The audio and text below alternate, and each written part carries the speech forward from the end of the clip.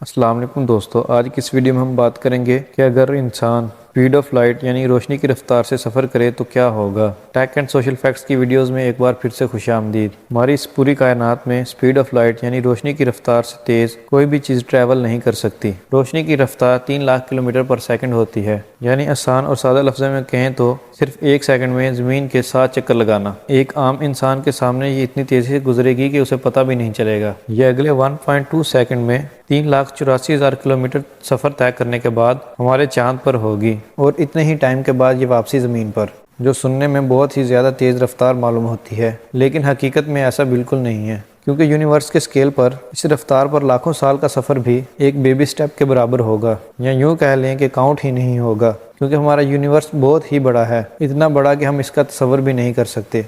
यहाँ पर एक गैलेक्सी से दूसरी गैलेक्सी तक का सफ़र लाखों लाइट ईयर दूरी तक मौजूद है। एक लाइट ईयर तब होता है जब आप मुसलसल 1 साल तक स्पीड ऑफ लाइट यानी रोशनी की रफ्तार से सफ़र करें। खला में जिस कदर ये फासले हैं उतनी तो हकीकत में इंसान की उम्र भी नहीं है, मगर फिर भी हम इंसान इस यूनिवर्स की पूरी असरारियत को जानने के लिए और इसमें सफ़र करने के ख्वाब हमेशा से ही देखते रहे हैं, जिन्हें फ़िलहाल मुमकिन बनाना नामुमकिन सा लगता है। जिसकी सबसे बड़ी वजह खला में मौजूद इस कदर ज़्यादा फासले हैं और इनको तय करने में लगने वाला बहुत ज़्यादा वक्त है। लेकिन अगर हम स्पीड ऑफ लाइट से ट्रैवल कर पाएं तो क्या हम इस कदर बड़े जहान को एक्सप्लोर कर पाते? अगर आपका जवाब हाँ में है तो किस हद तक? ये सबसे अहम सवाल है। क्या हमारे लिए स्पीड ऑफ लाइट से सफर करना किसी तरह मुमकिन है? आज की इस वीडियो में हम साइंटिफिकली तौर पर इन्हीं सवालों के जवाब जानने की कोशिश करेंगे। जैसा कि मैंने आपको पहले बताया कि हमारी इस यूनिवर्स के अंदर स्पीड ऑफ लाइट से तेज कोई भी चीज सफर नहीं कर सकती, यानी ये स्पीड वो हद है जिसे इस कायनात को बनाने वाले ने इंसानों के लिए महदूद कर दिया है, और इस रफ्तार को हासिल करना इंसानों के लिए नामुमकिन है। आज 21वीं सदी में हमारे बनाए गए जदीद एयरक्राफ्ट इस स्पीड के करीब तर भी नहीं पहुंच सकते। एल्बर्ट आइंस्टाइन ने 1905 में अपनी स्पेशल थ्योरी ऑफ रिलेटिविटी में यह बताया था कि एनर्जी और मास को एक दूसरे में बदला जा सकता है, यानी कि जब भी कोई ऑब्जेक्ट बहुत ज्यादा तेज रफ्तार से हरकत करता है तो इसकी मोशन की वजह से एनर्जी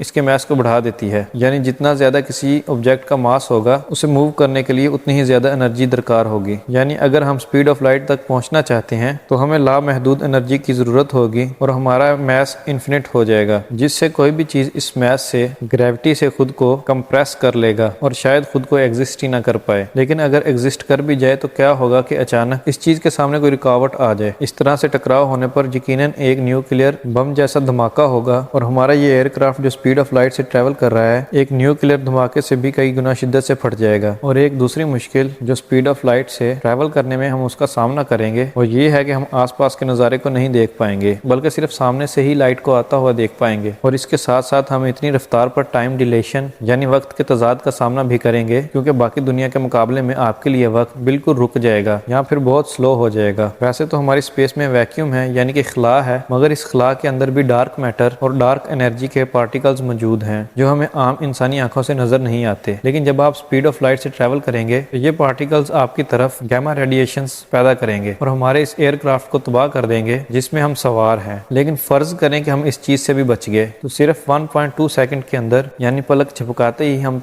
चांद पर होंगे। वीनस जमीन से 4 करोड़ 14 लाख किलोमीटर की दूरी पर मौजूद है, जहां हम सिर्फ 2 मिनट और 30 सेकंड में पहुंच जाएंगे। इसके बाद मार्स जो जमीन से 7 करोड़ 83 लाख किलोमीटर की दूरी पर मौजूद है, वहां हम सिर्फ 4 मिनट और 10 सेकंड में इसकी सतह पर मौजूद होंगे। जबकि नेपच्यून पर पहुंचने में हमें 4 घंटे का वक्त लगेगा, जो कि हमारी जमीन से 4.4 बिलियन किलोमीटर दूर है। और इस तरह से होते होते हमें सूरज तक पहुंचने में 8 मिनट और 20 सेकंड का वक्त लगेगा, जो कि हमारी जमीन से 15 करोड़ किलोमीटर दूर है। इसी स्पीड से चलते हुए सिर्फ 4 घंटे के अंदर हम अपने सोलर सिस्टम से बाहर निकलने वाले हैं। बहुत सारे डस्ट के बादल और नेबुलाज को पीछे छोड़ते हुए सूरज के करीब तरीन सितारे प्रोक्सिमा सेंटोरी के करीब 4 साल के वक्त के अंदर पहुंच जाएंगे। और यूं हमारी गैलेक्सी मिल्की वे से बाहर निकलने के लिए और इसकी स्पाइरल शेप को देखने के लिए हमें स्पीड ऑफ लाइट से भी 1 लाख साल का वक्त लगेगा। अब हम अपनी गैलेक्सी के करीब तरीन गैलेक्सी एंड्रोमेडा की तरफ बढ़ रहे हैं, जहां तक पहुंचने में हमें 25 लाख साल का वक्त लगेगा। क्या आप अंदाजा कर सकते हैं 25 लाख साल का वक्त? इतना तो इंसानों की उम्र भी नहीं है। इंसानों की उम्र तो 100 साल तक भी नहीं है। 25 लाख साल का मतलब ये है टोटल इतना वक्त जितना इंसानों ने अभी तक जमीन पर नहीं गुजारा। सिर्फ हमारी एक पड़ोसी के एक्शन तक पहुंचने के लिए हमारी इंसानी उम्र जवाब दे चुकी है, तो इससे आगे का सोचना यकीनन नाइंसाफी होगी, क्योंकि हमारी इस अजीम शान कायनात के अंदर अरबों खरबों गैलेक्सीज मिलकर इस कायनात का सिर्फ एक छोटा सा नुक्ता बनाती हैं। तो स्पीड ऑफ लाइट से भी इस कायनात को एक्सप्लोर करने का ख्वाब देखना नाइंसाफी होगी। साइंसदानों के मुताबिक इंसानों के रहने लायक जो सबसे सबसे करीबी प्लैनेट दरियाफ्त हुआ है, जिसके बारे में कहा जा रहा है कि मुमकिन है फ्यूचर में कोई माहौल या टेम्परेचर बनाया जा सके। इसे कहते हैं केपलर 452b और ये 1400 लाइट ईयर दूरी पर मौजूद है, जबकि हमारी कायनात में सबसे करीबी ब्लैक होल, जिसे साइंटिस्ट एक कायनात से दूसरी कायनात तक जाने का रास्ता भी कहते हैं, ये 3000 लाइट ईयर की दूरी पर मौजूद है, जिसे V616 मोन कहते हैं। और सबसे करीबी गैलेक्सी एंड्रोमेडा के बारे में तो हम पहले ही बात कर चुके हैं, जो इंसानों की पहुंच से 25 लाख लाइट ईयर की दूरी पर मौजूद है। और यही इस कायनात के अंदर है इंसानों की औकात कि हम चाहकर भी एक हद से ज्यादा इस कायनात से बाहर नहीं निकल सकते। हम सिर्फ इस दुनिया के अंदर रहकर इस कायनात को ऑब्जर्व कर सकते हैं, ताकि हमें इस कायनात के बनाने वाले की मौजूदगी और इसकी ताकत का एहसास हो, और हमें यह भी पता चले कि हमारे इस दुनिया में आने का मकसद क्या है। 3 सितंबर 2003 को इंसानों की बनाई गई सबसे एडवांस और जदीद तरीन टेलीस्कोप हब्बल ने खुद को एक ऐसी जगह पर फोकस किया जहां अंधेरे के सिवा कुछ नहीं था। साइंटिस्ट को भी यहां से कुछ मिलने की उम्मीद नहीं थी, क्योंकि फिलहाल यहां पर अंधेरे के सिवा तो कुछ नजर नहीं आ रहा था। लेकिन फिर कुछ ऐसा हुआ जिसके बारे में किसी ने सोचा भी नहीं था। हब्बल टेलीस्कोप के जरिए यूनिवर्स के जिस एरिया पर फोकस किया गया वो चांद के साइज का सिर्फ 10 गुना था, जहाँ चारों तरफ बस अंधेरा ही अंधेरा था। हब्बल टेलीस्कोप ने 4 महीने लगाकर इस जगह से जितनी लाइट कैप्चर करना मुमकिन था उतनी कैप्चर करने की कोशिश की। इसके बाद कुछ ऐसी तस्वीरें सामने आने लगी। इस तस्वीर के अंदर वाज़ेह तौर पर देखा जा सकता है कि हर एक गैलेक्सी हमारी मिल्की वे गैलेक्सी की तरह एक बहुत बड़ी गैलेक्सी है, जिसमें तकरीबन 1 ट्रिलियन या फिर अरबों खरबों सितारे मौजूद हैं, और इन सितारों के गिर्द इनके सियारे चक्कर लगा रहे हैं। सिर्फ इस एक तस्वीर के अंदर 10,000 के करीब गैलेक्सीज मौजूद हैं, लेकिन इसके अंदर सबसे ज्यादा प्रोमिनेंट, जो कि हमारी गैलेक्सी मिल्की वे से भी 8 गुना ज्यादा बड़ी है, वाज़ेह तौर पर नजर आ रही है। ये साइज में इतनी बड़ी है कि करंट फिजिक्स थ्योरीज के मुताबिक इसे एग्जिस्ट ही नहीं करना चाहिए। लेकिन ये तमाम गैलेक्सीज मिलकर भी यूनिवर्स का एक नुक्ता भी नहीं है। यकीनन इन फासलों को समझने के बाद आप समझ गए होंगे कि स्पीड ऑफ लाइट के साथ सफर करने के बावजूद भी हम इस कायनात को कितना एक्सप्लोर करने के काबिल हैं। क्योंकि अगर हम फर्ज कर लें कि हम अगर इस स्पीड को